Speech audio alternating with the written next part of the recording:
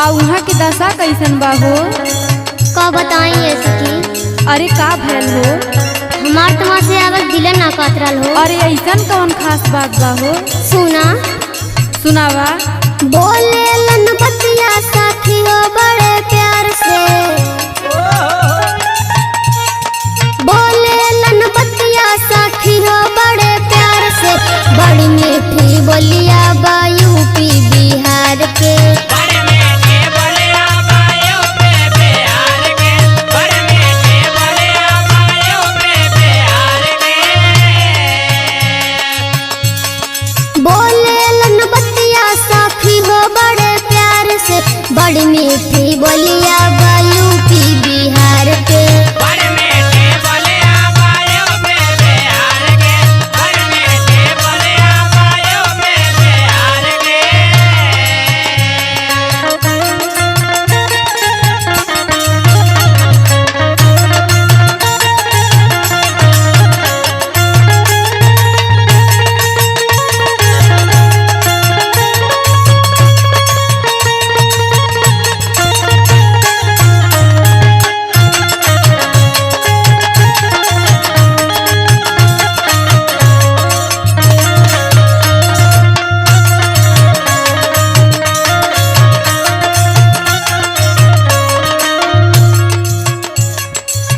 सखी का हो?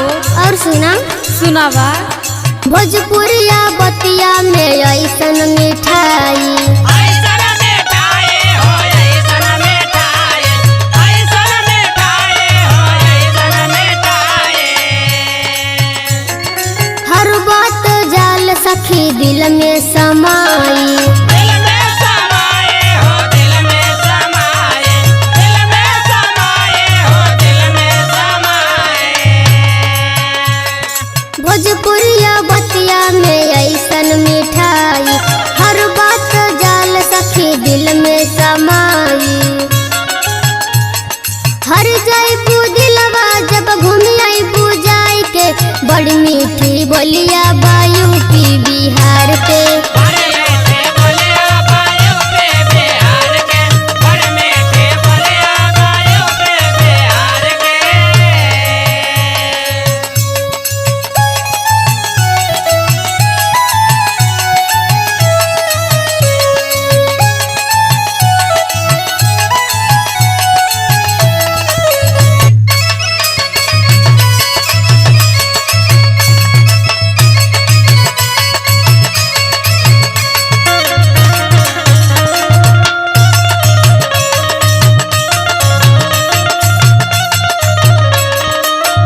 ए सखी का हो?